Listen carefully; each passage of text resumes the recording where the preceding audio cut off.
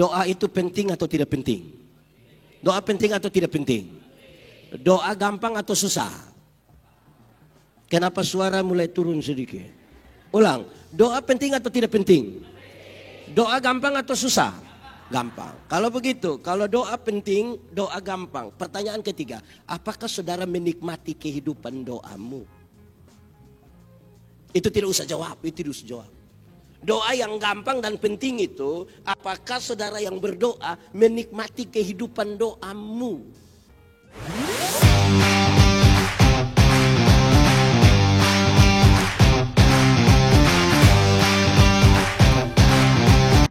Kita berdoa.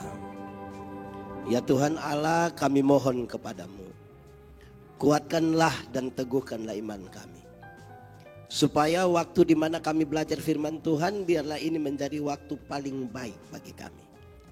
Tuhan, jauhkan semua penggoda pencobaan. Biar dalam nama-Mu kami belajar firman Tuhan. Kami rindu pada firman-Mu. Berfirmanlah bagi kami Tuhan, di dalam nama Yesus, firman yang hidup itu kami berdoa. Amin. Mari silakan duduk semuanya.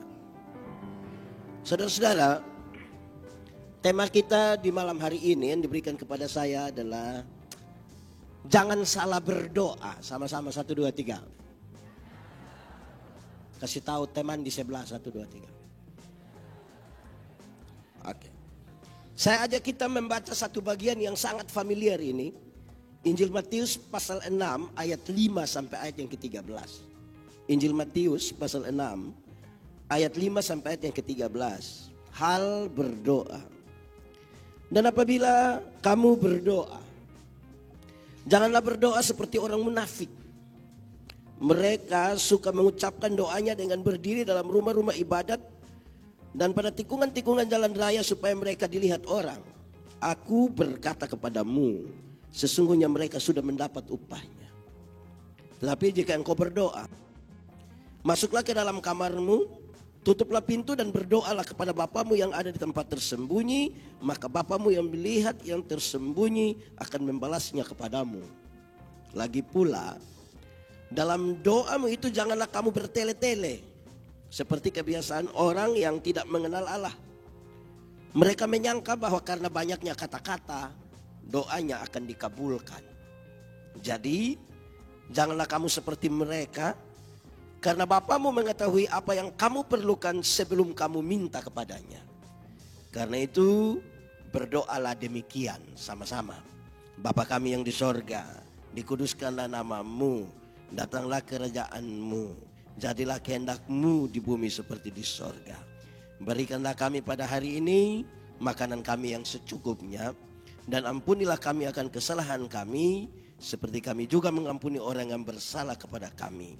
Dan janganlah membawa kami ke dalam pencobaan, tetapi lepaskanlah kami daripada yang jahat, karena Engkau yang punya kerajaan dan kuasa dan kemuliaan sampai selama-lamanya. Amin. Demikian firman Tuhan. Berbahagia setiap orang yang mendengar firman, memelihara dan melakukan dalam hidup setiap hari. Shalom. Doa itu penting atau tidak penting? Doa penting atau tidak penting? Doa gampang atau susah? Kenapa suara mulai turun sedikit? Ulang, doa penting atau tidak penting? Doa gampang atau susah?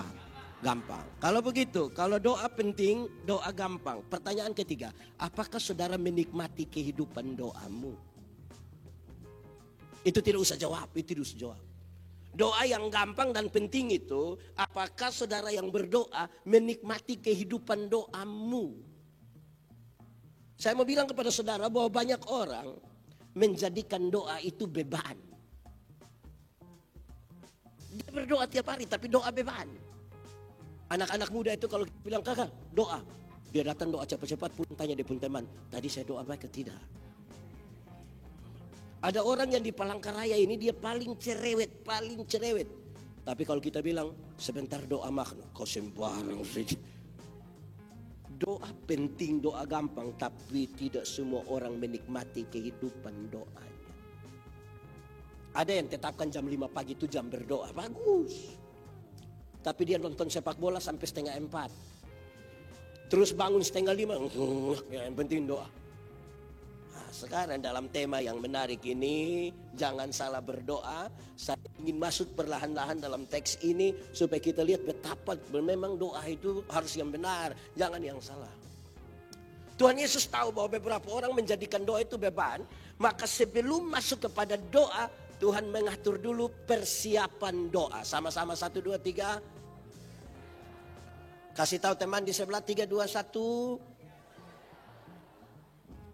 Persiapan berdoa ini penting untuk siapapun yang berdoa, dia mesti sadar ini dulu, baru sebentar dia berdoa. Ada 3 hal. Berapa hal? 3 kalau pakai bahasa Indonesia? Ya 3. Oke, ada 3 hal. 1. Kalau berdoa, Tuhan Yesus ajar kepada banyak orang. Kalau berdoa, jangan berdoa seperti orang munafik. Itu pertama. Kalau berdoa, jangan berdoa seperti orang munafik. Ada kebiasaan di zaman Tuhan Yesus. Orang suka menggelar tikar di pinggir-pinggir jalan dan berdoa sekuat-kuatnya supaya orang mendengar doanya. Dan Tuhan bilang munafik. Kenapa Tuhan suruh masuk kamar? Kalau engkau mau berdoa, masuklah ke dalam kamarmu. Kenapa Tuhan suruh masuk kamar? Rumah orang Yahudi hanya terdiri dari 1 kamar tidur. Jadi kalau Tuhan suruh masuk kamar, itu hal yang sangat pribadi, privat sekali. Oh, ya, saya mulai semangat ini. Masuk ke dalam kamar, kenapa? Rumah orang Yahudi hanya ada 1 kamar tidur. Dan kalau dia suruh masuk kamar, itu privat sekali. Doa syafaat, doa syafaat. Doa untuk banyak orang hanya boleh didoakan oleh orang yang hubungan pribadinya dengan Tuhan di dalam kamar tidurnya sudah beres. Kalau hubungan pribadi dengan Tuhan di dalam kamar tidur belum beres, tapi dia tampil di hadapan umum dan berdoa bagi banyak orang, munafik.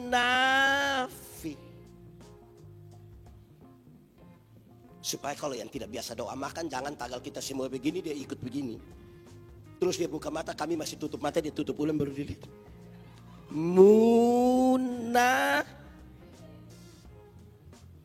Pertama, kalau engkau berdoa jangan seperti orang munafik. Tapi yang kedua dia kasih ingat, Yesus kasih ingat, doa itu jangan terlalu bertele-tele. Tidak usah putar-putar, tidak usah bikin-bikin itu suara, tidak usah. Kenapa?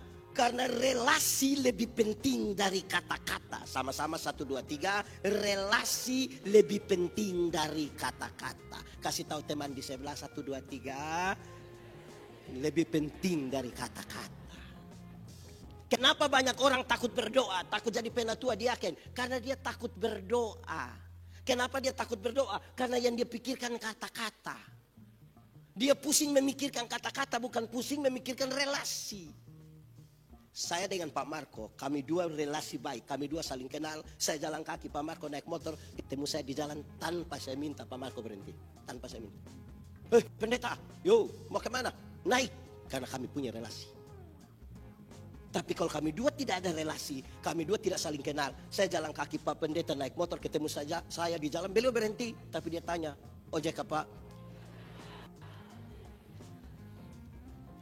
Saudara tahu bahwa kalau kata-kata, kalau doa hanya kata-kata, kita dapat berkata-kata dengan orang yang tidak kenal kita juga. Pernah kau tidak saudara telepon, terus tiba-tiba ada suara bilang begini, nomor yang Anda tuju tidak dapat dihubungi. Pernah? Suara perempuan atau laki-laki? Dia dari Katingan?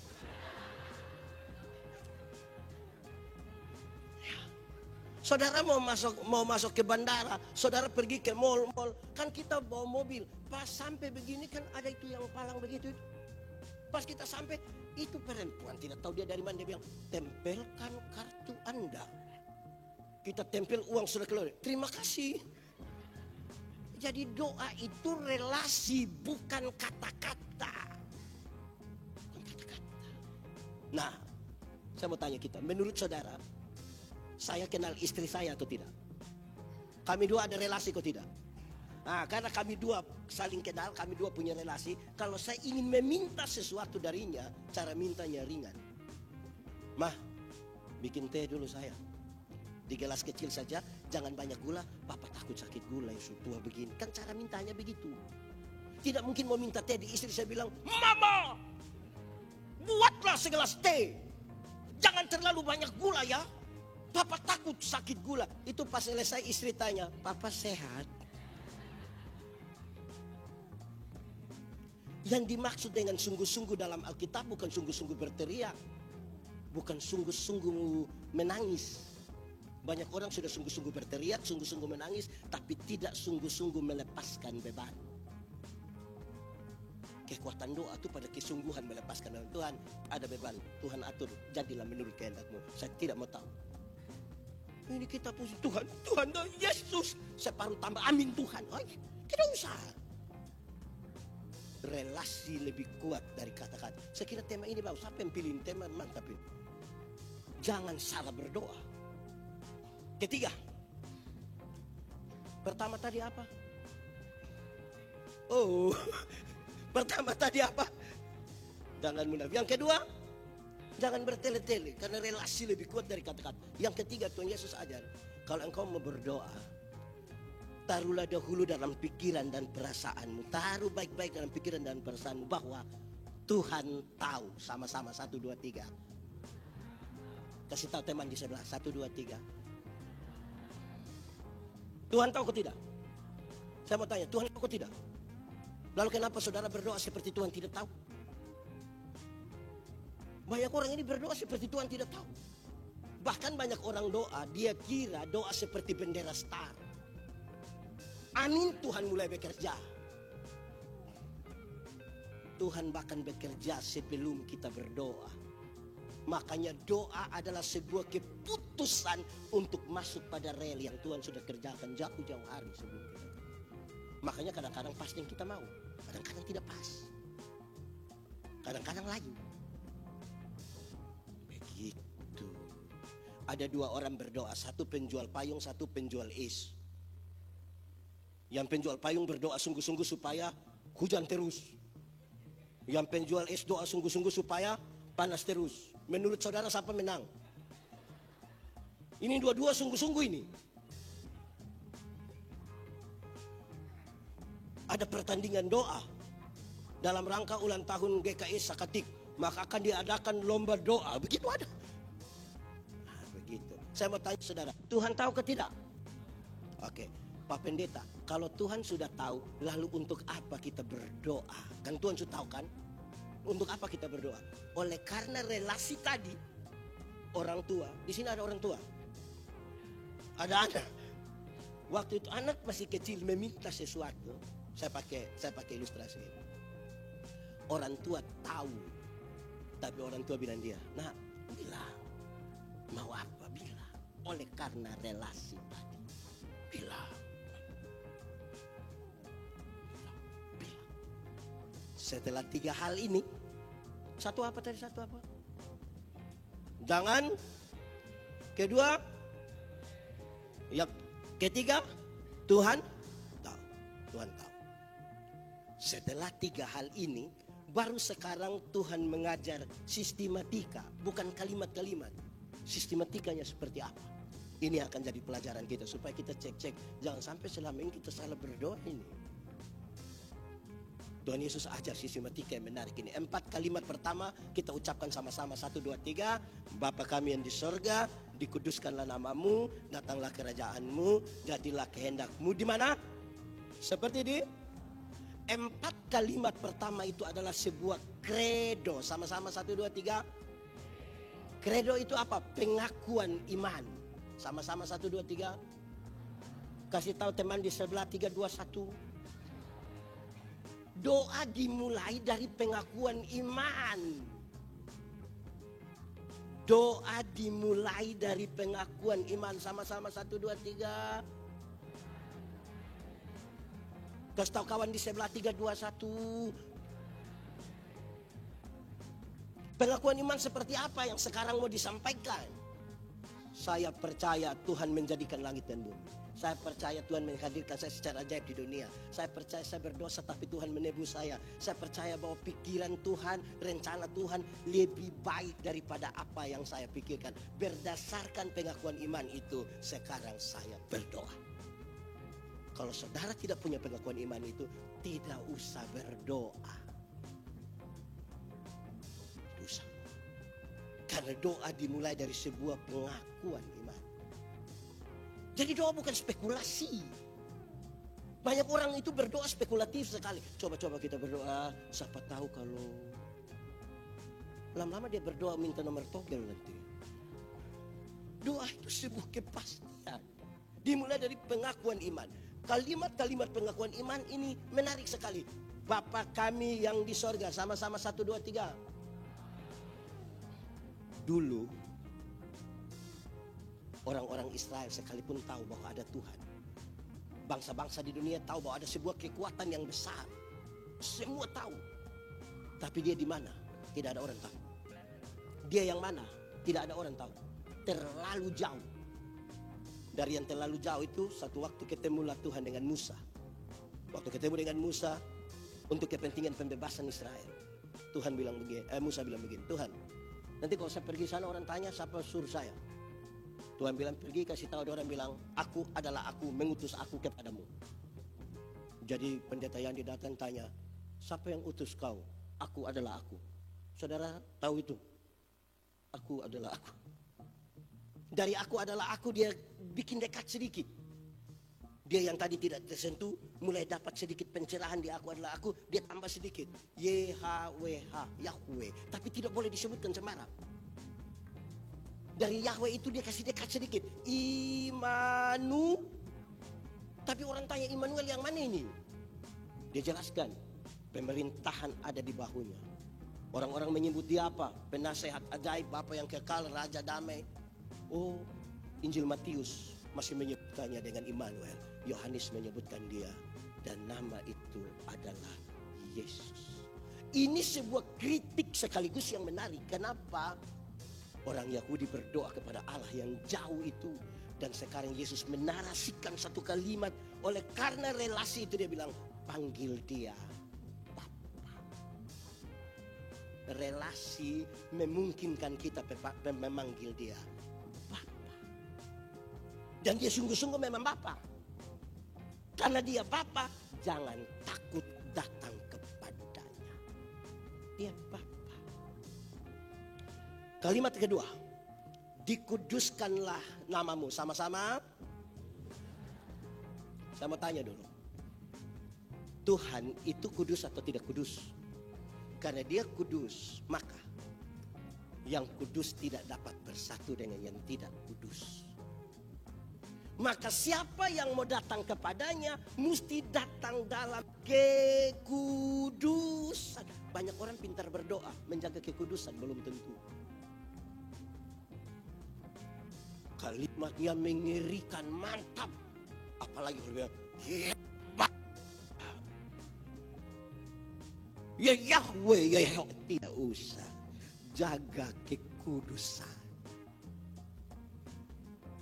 Karena yang kudus tidak dapat bersatu dan tidak kudus. Amin.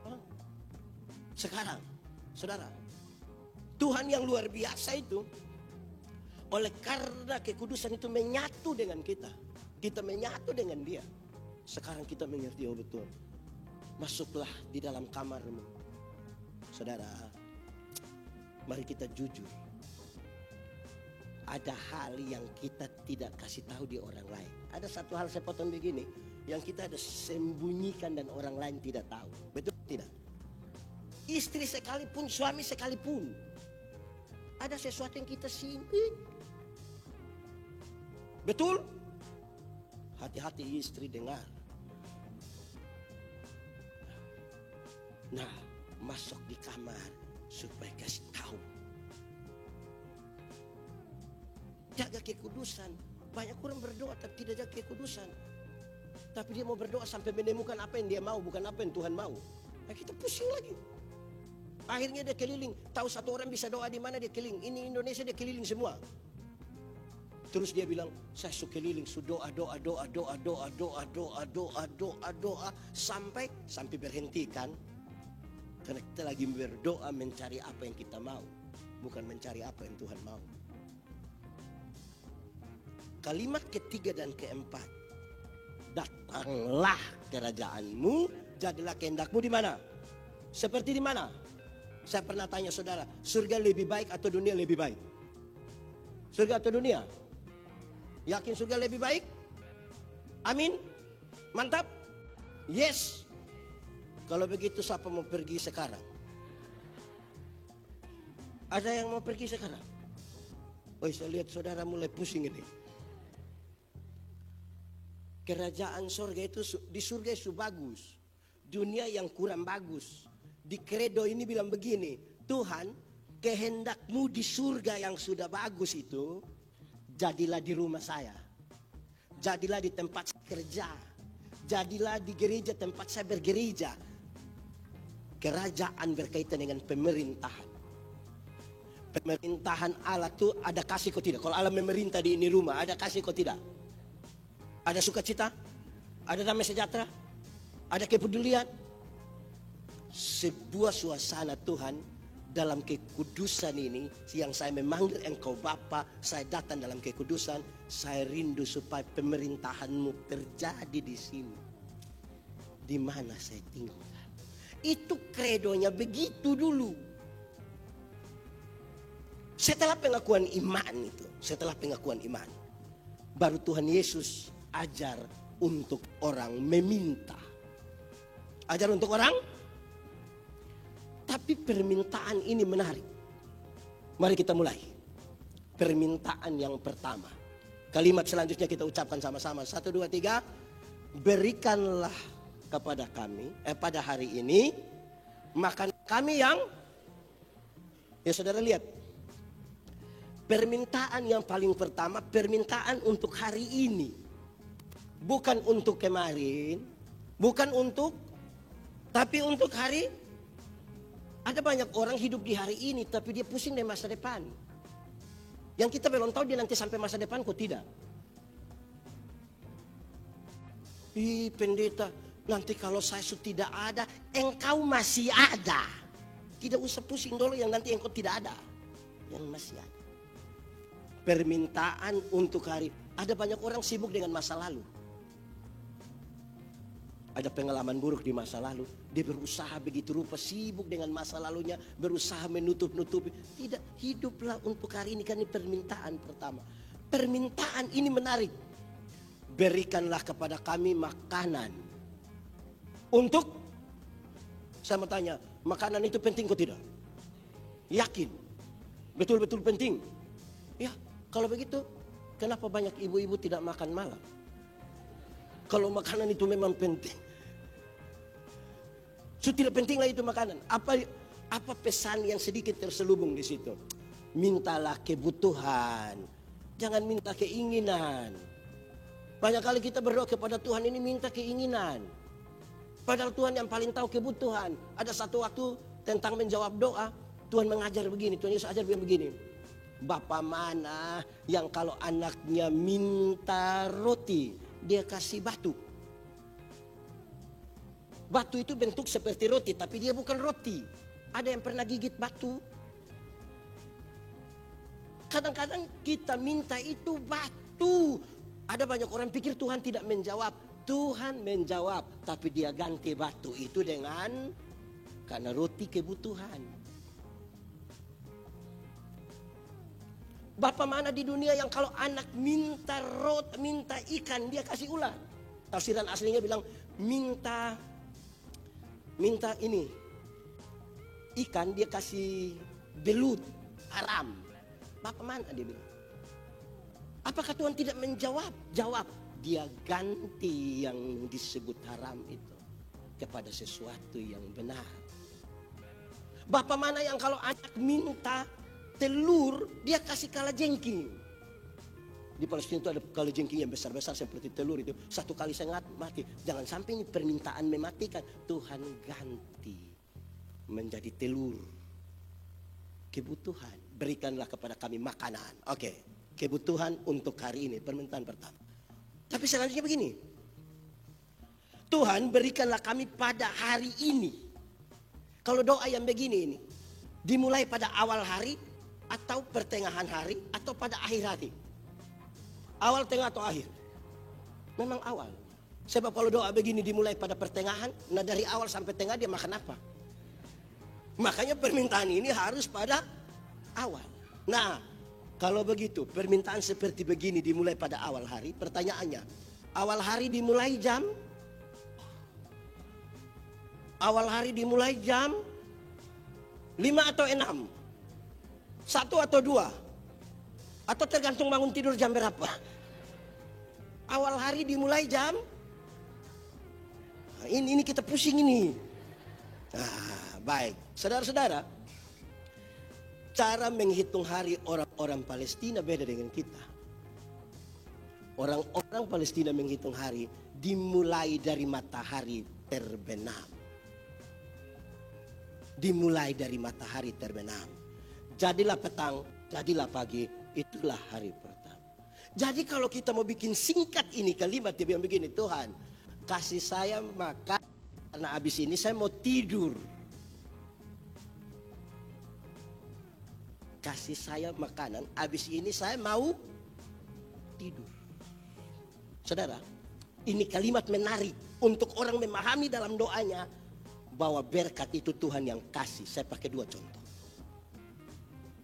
Tuhan memberi makan kepada orang Israel mana yang cuma-cuma dalam perjalanan Mesir Kanaan.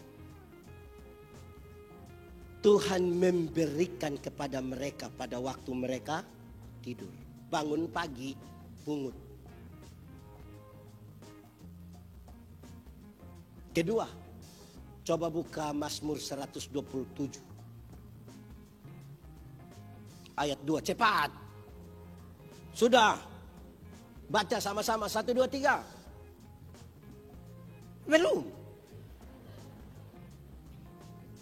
Sudah kok belum? Sudah. Sia-sialah yang bangun pagi-pagi dan sampai dan makan roti dengan kenapa? Pada waktu memang ada kios juga, tapi tolong jangan buka 24 jam. Tolong tidur sedikit. Ini kios 24 jam, salon 24 jam, usaha ikan 24 jam. Kapan kita akui kalau berkat Tuhan yang kasih? Kenapa harus tidur? Izin kepada para dokter, dokter dulu lebih tahu. Kita pun tubuh, Tuhan suset memang. Ada bagian-bagian tertentu yang harus dilepaskan pada waktu tidur. Saudara bisa bayangkan kok tidak, pernah rasa kok tidak, kalau malam itu tidur malam lebih panjang, kita rasa lebih segar. Kalau tidur siang lebih lama itu kan bangun ke macam. Kenapa mesti tidur? Kok tidur jadi penting ini? Iya. Saudara, ada orang yang dia tidak tidur. Dia sibuk sekali dengan bekerja, mencari sampai tidak pernah tidur. Dia menikmati itu berkat? Tidak. Tidak percaya, coba saudara buka kios. Di kampung itu saya ketemu orang buka kios. Banyak-banyak. 24 jam. Dia tidak tidur. Nah, terus kita bilang, kenapa kamu tidak beli di situ? Dia bilang, tidak bisa. Kenapa? Saya jelaskan begini. Dulu Kain dan Habel itu, ketika Kain sudah tidak terima lagi sebuah keadaan, Kain bilang dia bunuh dia punya adik. Terus Tuhan bilang begini, Kain, mengapa mukamu muram dan hatimu panas? Ingat, iblis ada di depan pintu dan sangat menggoda engkau, tapi engkau harus berkuasa atasnya. Waktu Kain tidak bisa berkuasa atas itu, dia bunuh adiknya Habel. Dengar hukumannya. Tanah yang engkau usahakan ini tidak akan memberi hasil. Kesimpulan, muka muram, hati panas, berkat. Sama-sama, 1, 2, 3. Kasih tahu kawan di sebelah. Kasih tahu kawan di sebelah. 1, 2, 3.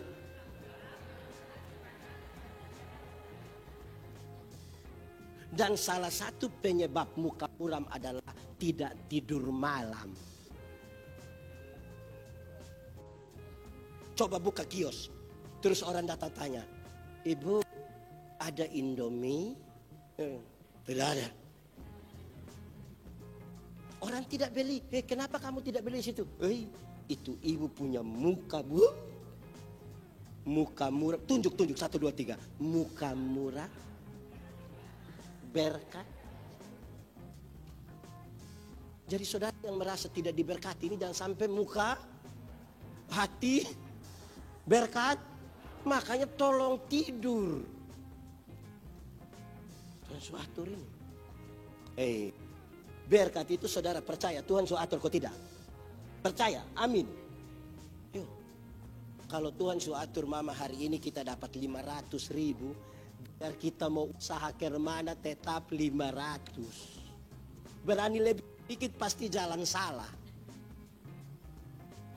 Tapi ada orang Kristen aneh juga. Dorang percaya berkat itu Tuhan atur. Tapi dia ada toko, di dia punya toko ada itu kucing kecil yang supaya apa? Ini kucing apa atur berkat begini-begini? Ada di Palangkaraya sini ada. Itu kucing yang atur berkat. Aduh, memang kredo mesti di depan. Kalau tidak kita salah berdoa ini. Saudara lihat. Tapi lanjutannya menarik. Lanjutannya menarik. Tuhan, tapi tolong kasih yang secukupnya. Kasih yang ini kata secukupnya ini seperti kita berurusan pinjaman di bank. Pernah pinjam di bank? Kan ada survei tuh. Orang bank datang cek. Oh ini 500, ini 200 juta. Yang ini tidak usah. Yang ini. Kenapa? Karena ada banyak orang ini. Waktu pinjam, tiap hari dia di bank. Waktu pengembalian itu yang tiap hari orang bank dia punya rumah. Dorang macam begitu. Kenapa saudara? Tuhan yang paling tahu kita pun kebutuhan secukupnya itu seperti. Saya mau kasih tahu begini.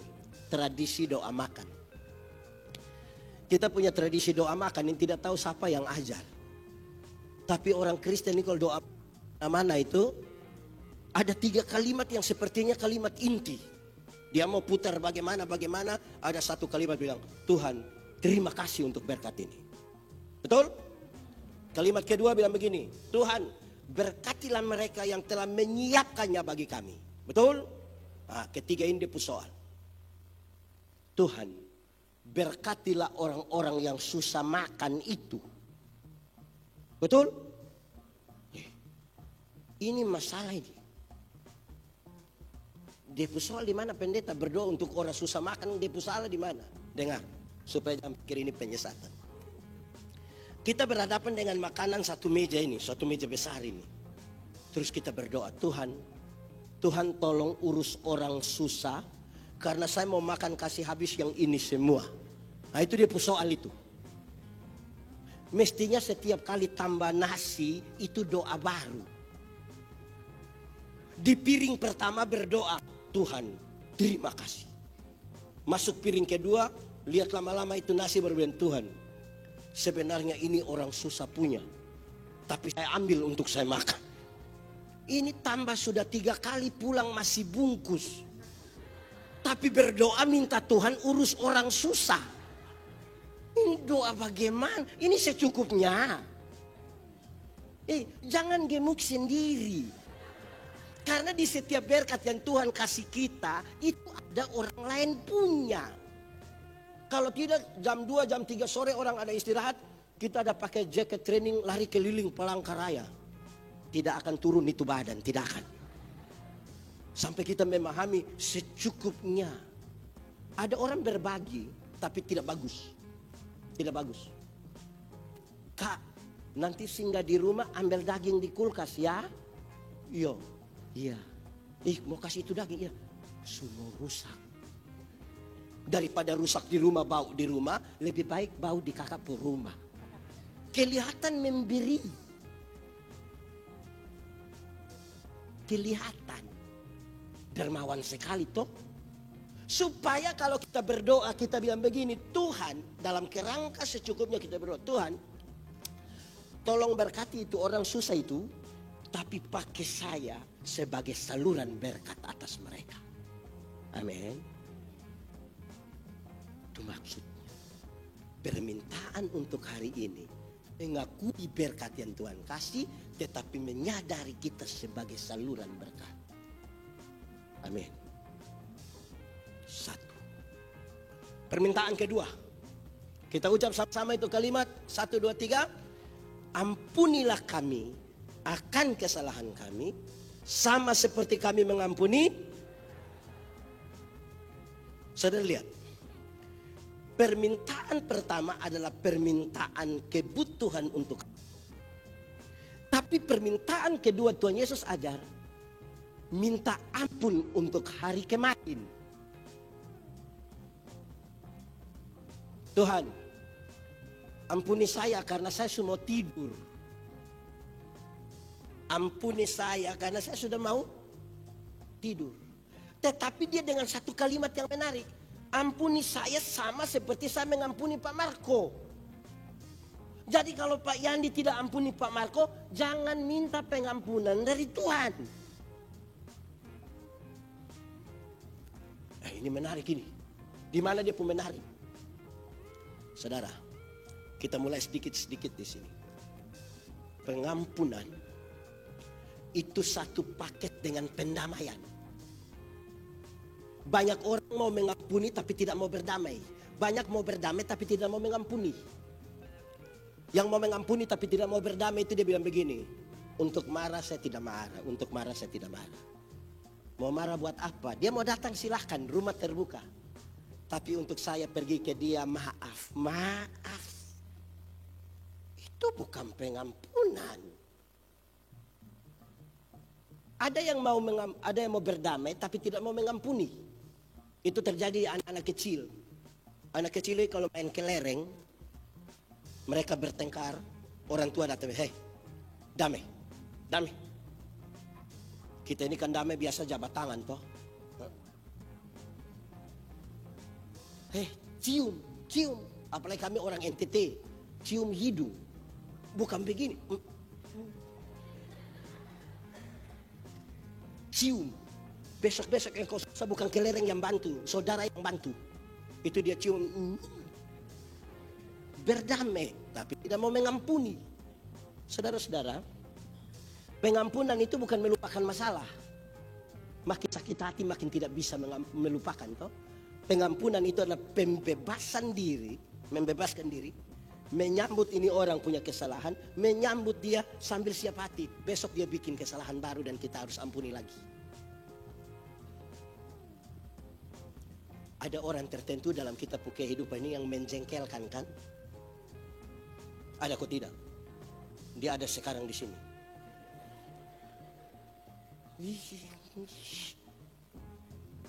Mengampuni. Nah, sekarang Tuhan, ampunilah saya. Saudara jangan bangga kalau saudara sudah menikah 20-30 tahun. Jangan bangga. Tanpa pengampunan jangan bangga. Kenapa? Malam pada waktu tidur, dengar, yang belum menikah tidak usah renungkan, Saudara pikir lewat saja. Ini yang sudah menikah ini. Malam pada waktu tidur, yang suami akan menyentuh istrinya, yang istri akan menyentuh suaminya dalam hubungan yang Tuhan Allah berkati. Sekarang tolong kasih tahu saya, bagaimana saudara menikmati hubungan suami istri itu, padahal tadi siang saudara baru tipu dia. Coba kasih tahu saya. Tadi siang saudara baru maki dia. Tadi siang saudara baru tampar dia. Ada nikmati itu pengampunan. Saudara jangan gaya 20-30 tahun nikah masuk pesta pakai baju seragam. Baru sengaja angkat tangan bilang, pasangan serasi. Baru suruh wawancara bilang, apa tips? Pengampunan sama-sama 1, 2, 3. Di sini ada yang tidak bisa tidur? Atau ini muka tidur semua? Ada yang tidak bisa tidur? Ada orang yang dengan bangga sekali bilang kepada saya, Pak Pendeta, saya ini tidur biasa jam 2. Jam 4 saya sudah bangun. Bangga, ada masalah. Ada masalah. Ada kebiasaan ibu-ibu orang Yahudi.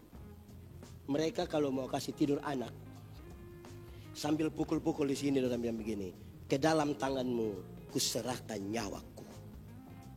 Doa inilah yang disempurnakan oleh Yesus waktu disalib. Kenapa? Jangan tidur dulu kalau saudara belum mengampuni. Karena siapa tahu saudara tidak bangun lagi. Selesaikan dulu baru. Selesaikan, saya mau tidur. Ada orang yang datang di sana, Pak Pendeta, orang tua itu mati terlalu enak.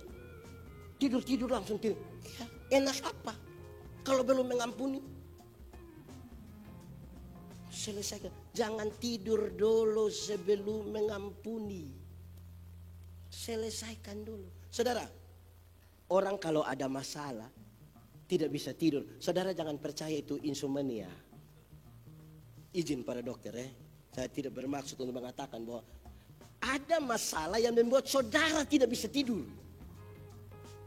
Dan saudara harus melepaskan pengampunan supaya saudara tidur. Karena Tuhan siap malam untuk kita tidur. Tadi di awal saya bilang. Tuhan Yesus mau disalibkan. Malam itu dia pergi ke Taman Getsemani. Dia naik berdoa begini. Turun murid-murid sudah tidur. Tuhan Yesus bilang, hai, tidak sanggupkah kamu berjaga-jaga walaupun sedikit? Tuhan naik lagi. Pulang. Hai, bangun. Tuhan pergi. Pulang. Yang ketiga Tuhan datang kasih tahu baik-baik bilang begini. Kamu tidur terus, orang sudah datang. Saya mau tanya, ini murid yang bisa tidur? Masih bisa tidur? Ketika ada masalah orang tidak bisa tidur. Jadi jangan bangga yang bilang tidur jam 2 bangun jam 4. Jangan bangga, ada masalah. Kalau bukan ada masalah, mau bikin masalah di tengah malam itu. Jadi saudara-saudara, Tuhan memang ajar kita ini luar biasa doain tuh. Ya.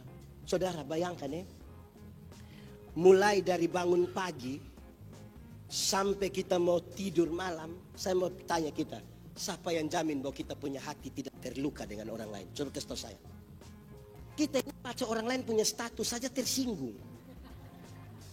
Bahkan teruskan di grup majelis. Baru merasa itu orang ada omong kita pun nama. Nah itu yang kita bilang, Tuhan ampuni saya. Saya salah berpikir tentang ini ibu. Kita lihat ini anak dong menyanyi, dorang main musik. Saya baru lihat-lihat dong bilang. Nyanyi suara model begitu. Nah malam pula Tuhan ampuni tadi saya marah-marahin tim musik. Saudara dengan saya khotbah, saudara pendeta apa khotbah semua 1 jam belum habis. Nah, Tuhan ampuni saya tadi saya sudah Tuhan. Supaya tidur. Yang heran dari ini jemaat ini. Malam susah tidur di rumah. Tapi datang gereja banyak yang kepingin tidur. Jadi apakah obat tidur itu gereja? Obat tidur itu mungkin gereja dan Alkitab. Banyak yang kalau menonton itu tidak tidur. Tapi kalau bilang ada program baca Alkitab. Kejadian pasal ada yang malam-malam tidak bisa tidur. Sampai gereja pendeta mulai bilang, baik Bapak Ibu Saudara-saudara, tema kita hari ini adalah jangan salah berdoa. Sama-sama kita baca. Ada begitu di Sakatiksi? Ada. Adakah yang di rumah susah tidur tapi di gereja tuh kok seperti nyenyakin? Ada masalah. Permintaan ketiga. Permintaan pertama, minta kebutuhan hari ini. Permintaan kedua, minta pengampunan hari kemarin. Sekarang Tuhan ajar permintaan ketiga. Sama-sama 1, 2, 3. Janganlah membawa kami ke dalam. Permintaan ketiga adalah permintaan minta penyertaan Tuhan untuk besok. Tuhan, jangan bawa saya dalam pencobaan karena abis ini saya mau tidur. Saudara, ini serius. Dosa tidak terjadi serta-merta. Dosa itu dibuahi dalam pikiran dan perasaan. Dan sering kali dia hanya butuh pemicu. Karena sudah ada di sini. Itu biasa terjadi pada malam ketika kita belum tidur. Saya mau tanya, ketika malam-malam saudara belum bisa tidur 30 menit, apa yang saudara buat? Berdoa. Saudara lihat ada yang malam dia belum bisa tidur, dia lihat loteng. Terus tiba-tiba dia bilang, saya ada ide. Nah itu dosa mulai itu. Ada anak muda yang sudah tidak bisa tidur, bangun dia bikin status, online status. Sudah jam 12 lebih 45 menit tapi mata belum bisa tertutup. Nah ini masalah sudah datang. Jadi dosa dibuai. Saudara, ada 3 hal paling sulit dalam hidup. 1, tidak ada hubungan dengan pemberitaan ini. Menjaga rahasia. Menjaga rahasia itu gampang kok susah? Susah. Dia tahu terus dia bilang, ibu, hanya kita 2 ya. Ibu kasih tahu di sebelah, ingat hanya kita. Lama-lama seluruh jemaat di penjuru dunia tahu. Kedua, hal paling dalam hidup itu mengampuni. Mengampuni itu susah. Karena itu kita akan minta Tuhan. Ketiga, kaitan pemberitaan ini. Hal yang paling sulit dalam hidup ini adalah mengisi waktu luang. Mengisi waktu luang itu berat. Di mana dia pun berat. Saudara pernah bawa motor sampai lampu merah. Di perapatan ada lampu merah. Pernah? Di lampu merah itu biasa berapa menit 30 detik lah. Ya taruhlah 1 menit lah. 1 menit kita sampai lampu merah. Kita lihat di papan reklame itu ada mobil hitam dengan ada perempuan pakai baju merah. Kita lihat itu perempuan senyum dengan kita, bukan dengan orang lain. Beberapa detik kemudian kita lihat itu perempuan turun dari itu papan menuju kita, bukan ke orang lain. Beberapa detik kemudian kita dengar itu nona panggil kita pun nama. Beberapa detik kemudian kita rasa dia mulai pegang kita pun tangan. Beberapa detik kemudian orang-orang bilang, "Hei, jalan sudah!" 1 menit di lampu merah saja pikiran kita ada kemana-mana. Apalagi 1 jam belum tidur. Bisa masuk yang saya maksudkan ini. Tuhan, tolong jangan bawa saya ke situ. Tuhan, tolong jangan bawa saya ke dalam pencobaan karena saya ini bendahara. Iya tuh, pikir-pikir. Tuhan, jangan bawa saya. Tuhan, jangan bawa saya ke dalam pencobaan karena teman di kantor ini cantik-cantik semua. Bukan seperti ibu di rumah kita pulang dia punya rambut berdiri. Tuhan, jangan bawa saya dalam pencobaan. Tuhan, jangan. Tuhan, tolong jangan bawa saya ke dalam pencobaan karena roh memang penurut tapi coba angkat tangan yang depu daging Sulema.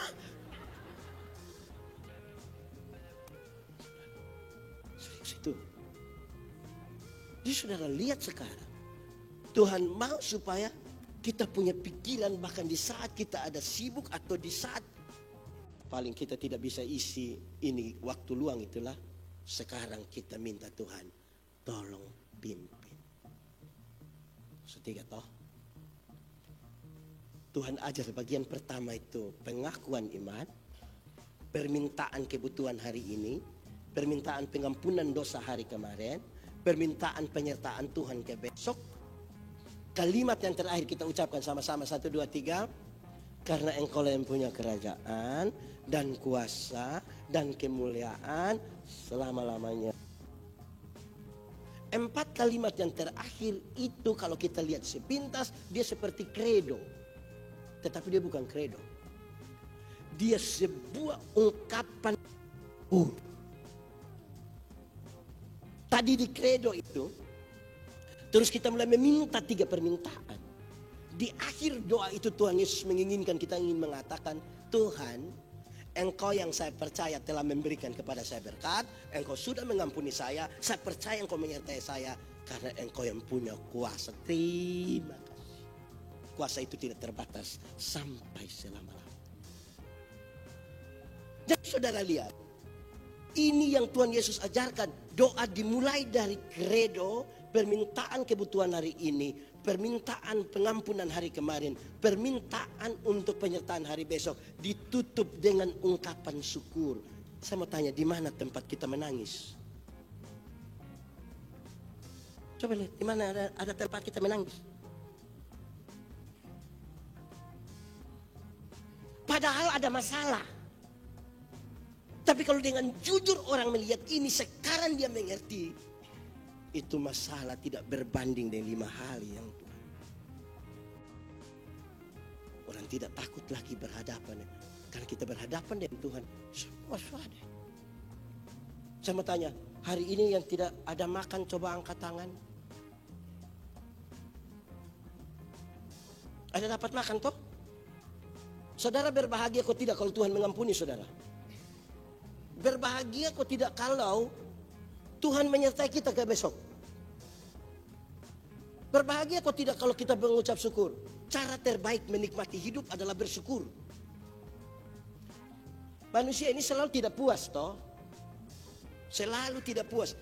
Biar isi dunia taruh di hati manusia, ada ruang yang kosong. Itu hari saya bilang, jalan kaki dia berdoa, Tuhan, tolong kasih saya sepeda 1. Tuhan kasih sepeda 1, dia naik 2-3 bulan dia berdoa lagi, Tuhan, naik sepeda memang enak tapi tanjakan yang di situ itu, aduh, betis mau patah Tuhan. Yang kau punya mau motor 1. Tuhan kasih motor 1, dia naik 5-6 bulan dia doa, Tuhan, naik motor memang enak tapi istri saya beratnya 80. Anak 3 orang dan montok-montok semua. Setiap kali motor bunyi, dorang mau naik semua. Jadi motor bawa masalah baru dalam kami punya rumah tangga. Engkau mau apa? Mobil 1 Tuhan. Tuhan kasih mobil 1, naik 1 tahun doa lagi, Tuhan, naik mobil yang enak. Istri juga naik. Tapi anak yang pertama itu sudah kawin dengan orang Makassar. Masa kita mau ke Makassar naik mobil Tuhan? Ya engkau mau apa lagi nih? Kapal laut 1 Tuhan. Tuhan kasih kapal laut 1 pergi ke Makassar, lihat anak mantu, lihat ini cucu pulang doa, Tuhan, naik ini kapal laut memang sampai di Makassar tapi musim barat. Engkau mau apa lagi? Oh tahu juga, tahu. Cara terbaik adalah bersyukur. Sama-sama 1, 2, 3. Kasih tahu kawan di sebelah 1, 2, 3. Nah, bersyukur itu apa? Bersyukur itu apa? Dengar. Bersyukur adalah waktu di mana seluruh pikiran, perasaan dan hidup hanya tertuju pada Tuhan. Itu namanya bersyukur. Seluruh pikiran, perasaan, hidup hanya tertuju pada Tuhan. Itu namanya bersyukur. Mau menangis di mana? Saya tanya saudara, adakah sakit hati? Di dunia ini ada sakit hati kok tidak? Ada kok tidak? Kan secara medik itu kan ini lever kok apa? Yang kita sakit hati ini kan ada satu persoalan yang kita pikir terus menerus. Yang tadi di kantor kok ada yang maki kita tuh kita pikir terus. Lihat dia hati macam Nah, Tuhan tolong pimpin. Tidak ada tempat. Orang kalau tahu bersyukur, mengeluh, ini jemaat ini banyak yang ketemu saya, dia bilang taruh patah leher begini, pendeta, hidup ini terlalu susah. Engkau mati sudah. Kalau memang sudah terlalu susah, ini mau hidup bikin apa lagi? Hidup teh, hai. Ini anak-anak ini. Pulang dari sekolah, meja makan buka begini. Ikan patin. Tiap hari patin, tiap hari patin. Hei, kami di NTT tidak ada itu. Bersyukur. Iya toh?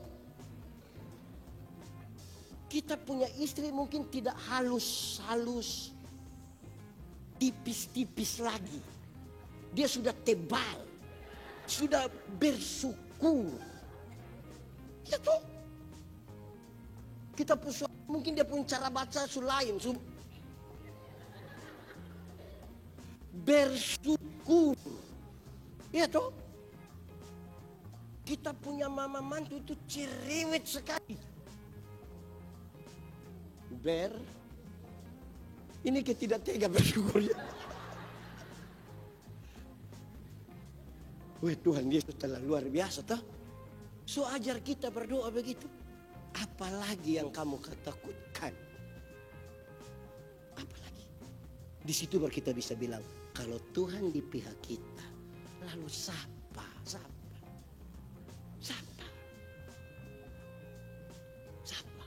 Dia ajar Yosua, engkau sudah kuperintahkan kepadamu, kuatkan dan teguhkan hatimu, jangan kecut dan tawar hati, sebab Tuhan Allah menyertai engkau kemanapun engkau pergi. Tuhan tidak sertai kita setengah-tengah. Di akhir dari Injil Matius dia bilang begini, dan ketahuilah dia menyertai satu periode atau 2 periode. Selama-lama, bukan setengah jalan dia stop. Baru dia bilang, coba kalau saya masih aktif. Dari kekal hingga kekal. Apalagi yang kita takutkan.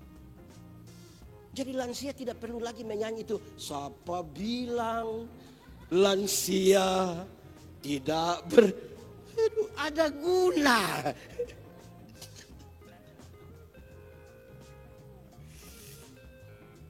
Tuhan memberkati kita. Mari kita tunduk kepala di hadapan Tuhan. Firman Tuhan berkata, kalau kamu dengar suaranya jangan keraskan hati.